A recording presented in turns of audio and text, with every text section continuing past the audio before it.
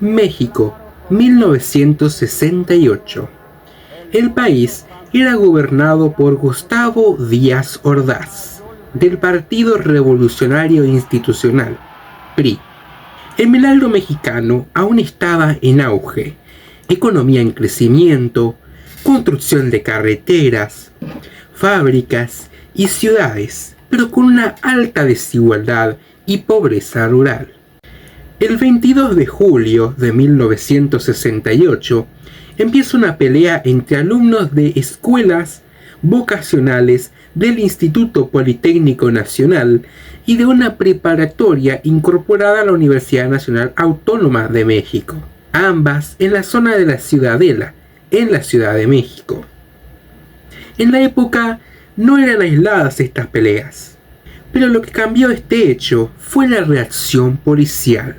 La policía y el grupo antidisturbios de los granaderos intervinieron con una fuerza excesiva, incluyendo golpes, persecuciones, detenciones masivas a estudiantes y el ingreso a escuelas, lo cual causó indignación entre los alumnos. La noticia de la represión se esparció rápidamente por otras universidades y se tomó una decisión: marchar. Entre el 24 y el 26 de julio se dieron las primeras protestas que por primera vez unían a instituciones como IPN y la UNAM. El 26 de julio todo se volvió caótico. Ese día coincidían dos marchas: la convocada por estudiantes contra la represión y la convocada para conmemorar la Revolución Cubana. Llegada la tarde, las marchas comenzaron y se llegaron a juntar. Ambas empezaron a avanzar hacia el Zócalo de la Ciudad de México, donde la policía les bloqueó el paso y empezaron a chocar. Llegada la noche, a eso de las 8 p.m., la policía avanza y los acorrala, empezando a tirar gases lacrimógenos y golpes para dispersar las protestas.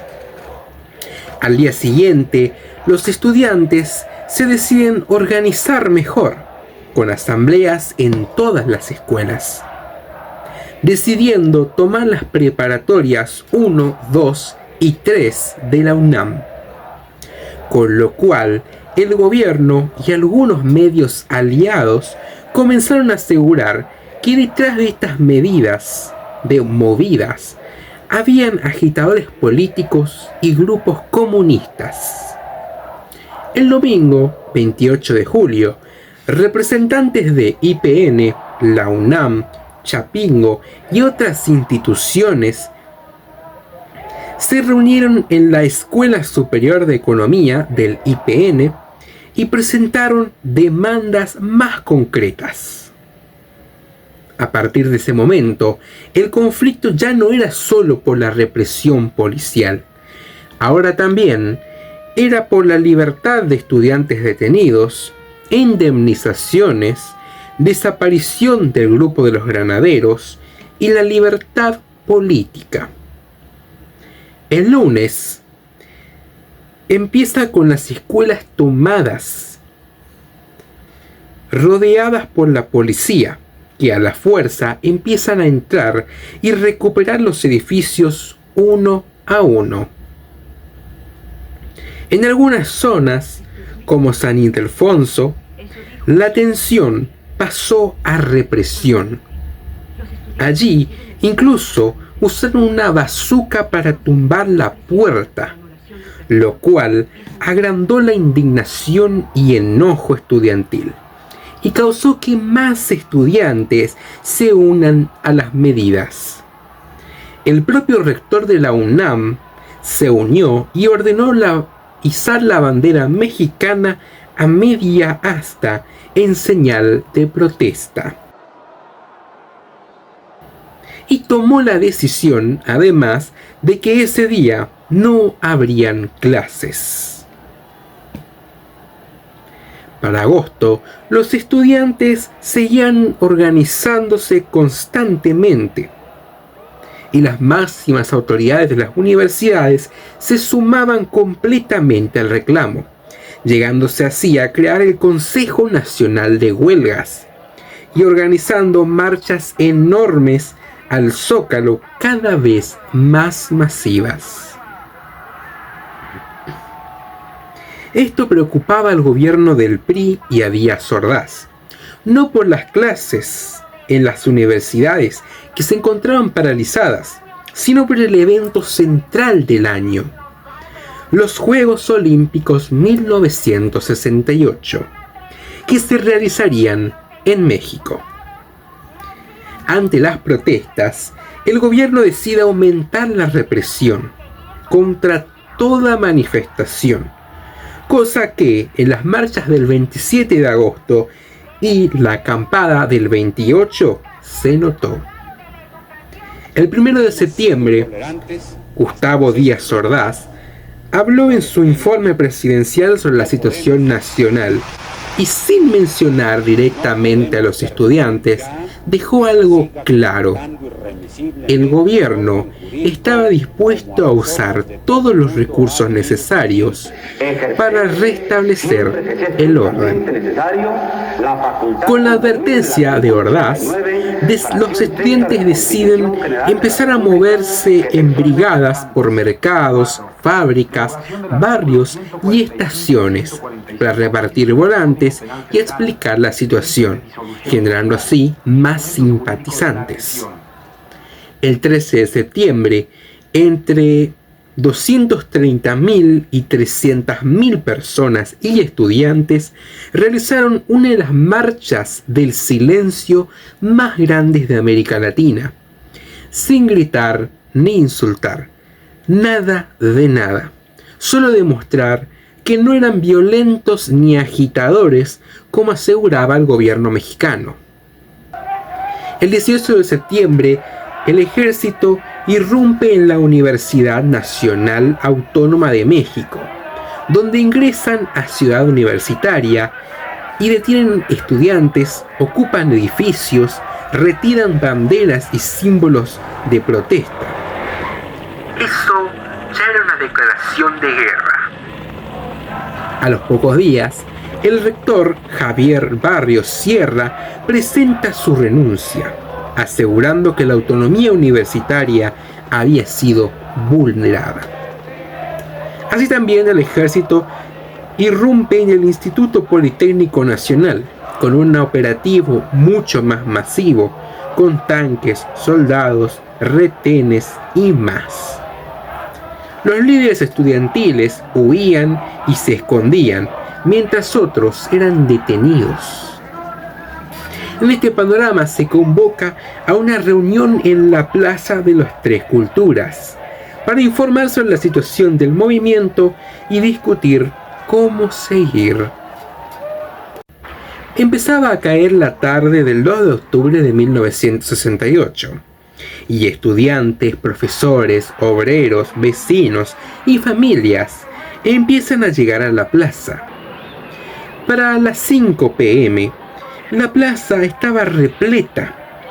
Nadie se daba cuenta, pero mientras ellos escuchaban discursos, las fuerzas de seguridad estaban desplegando un enorme operativo, con soldados, policías, vehículos militares y tiradores ubicados estratégicamente, con también la unidad especial Batallón Olimpia, creada especialmente para proteger los Juegos Olímpicos.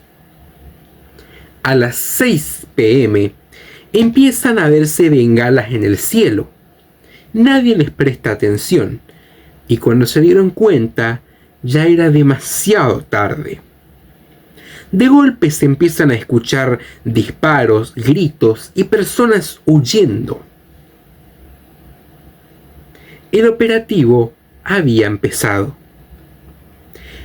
Para muchos el primer disparo fue provocación de los estudiantes, pero no se sabe con exactitud. Lo que sí se sabe es que el caos ya había empezado. La multitud empezaba a huir, pero la plaza estaba totalmente rodeada. Los disparos venían de todos lados. La gente huía a edificios, se tiraba al suelo, algunos quedaban atrapados en un griterío de pedidos de auxilio y estudiantes que buscaban refugio y eran detenidos. La oscuridad de la noche llegaba y no se detenían. El operativo iba casa por casa, edificio por edificio, cortando la luz y el servicio telefónico de todo lo adyacente a la plaza. Si encontraban algún estudiante, los reunían en las paredes de los elevadores del edificio Chihuahua, los desnudaban y los golpeaban. A otros, e incluso personas que no tenían nada que ver, las llevaron al convento al lado de la iglesia y los dejaban detenidos allí. Cifras finales no se conocen con exactitud, pero se calcula que existió entre 20 y 400 muertos.